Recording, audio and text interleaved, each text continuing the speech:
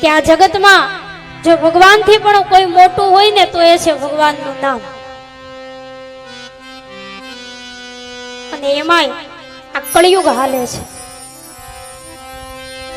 કળિયુગમાં તો જીવને જો ભવસાગર થવું હોય ને તો એના માટે એક જ સાધન છે અને એ છે ભગવાનનું નામ. ભગવાનની પ્રાપ્તિ એ કળિયુગમાં હાવ હેલી છે. ભલે કળિયુગના બીજા બધા દોષો ગણાય છે,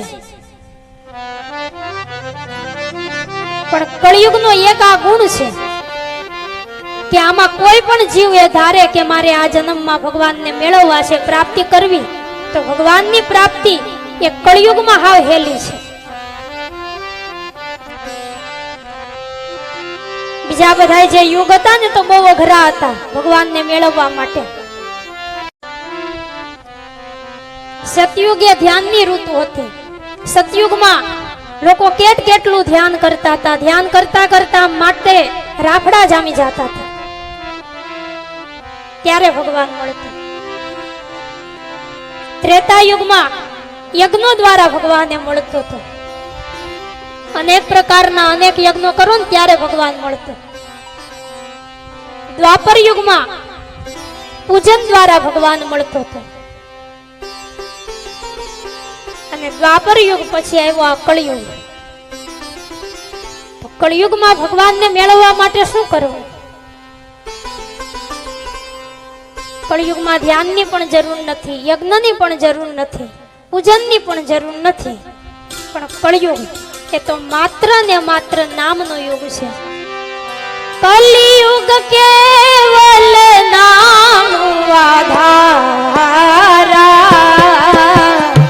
નામ જપત ઉતરહી ભવ પારા. શ્રી રામ જય રામ જય જય રામ, શ્રી રામ જય રામ જય જય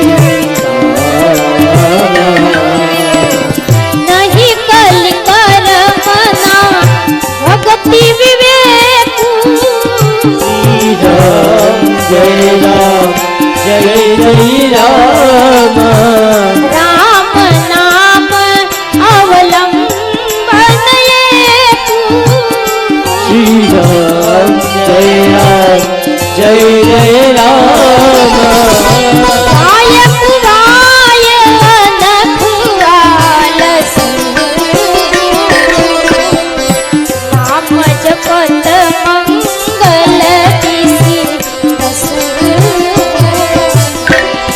શ્રી રામ જય રામ જય જય રામ,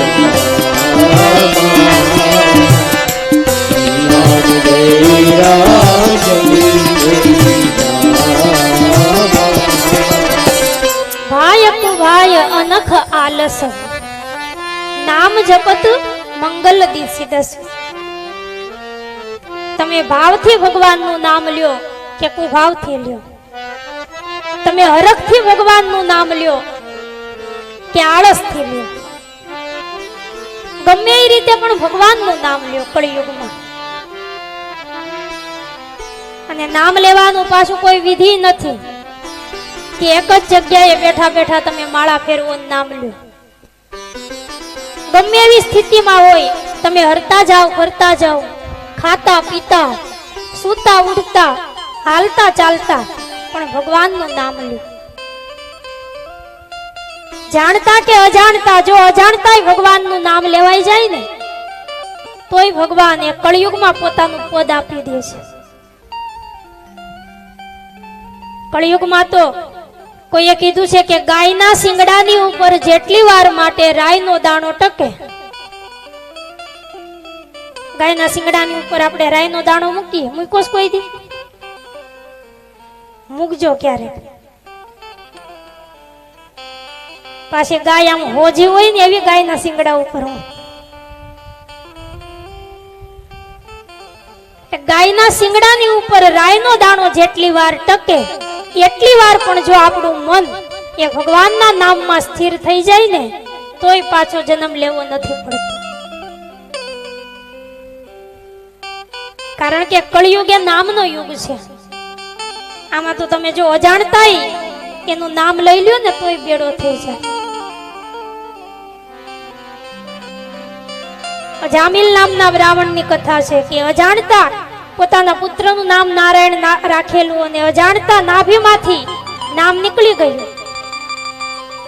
અને ભગવાન નારાયણે અજામિલને પોતાનું પદ આપી દીધું છે. નામમાં તો બહુ તાકાત છે, બહુ શક્તિ છે. નામમાં ભરોસો રાખી અને કોઈ પણ ભગવાનનું સ્વરૂપ આપણને ગમતું હોય, કોઈને રામ સ્વરૂપ ગમે, કૃષ્ણ સ્વરૂપ ગમે, કોઈને મહાદેવ વાલા હોય, કોઈ જગદંબાનું નામ રટણ કરતા હોય, પણ જેનું નામ લઈએ ને એમાં તમે વિશ્વાસ રાખો. વિશ્વાસ વગરનું બધું નકામું છે. કારણ કે ભગવાન એ માત્ર ને માત્ર વિશ્વાસમાં છે. આપણને વિશ્વાસ નહીં હોય, ભરોસો નહીં હોય તો મંદિરની એ મૂર્તિમાં આપણને પથ્થર જ દેખાવાનો છે. પણ આપણને વિશ્વાસ હોવો જોઈએ, ભરોસો હોવો જોઈએ. ભરોસાની સાથે તમે નામ લ્યો તો ભગવાન અહીંયા પણ હાજર થાય છે. ભગવાનનું નામ એમાં તો બહુ તાકાત, બહુ શક્તિ છે. એટલે આ કળિયુગ નામનો યુગ હોય. જ્યારે જ્યારે આપણને સમય મળે ને ત્યારે ભગવાનનું નામે ભૂલવું નહીં. ઘરનું કામ કરતા જઈને નામ લેતા જાય તોય ભગવાન એનું પદ આપણને આપી દે. અને જીવનમાં બીજી ખોટી વાતો ન કરવી, જીવનો ખોટો દુરુપયોગ ન કરવો, પણ જીવમાંથી જેટલું પણ નીકળે ને એટલું ભગવાનનું નામ કાઢો.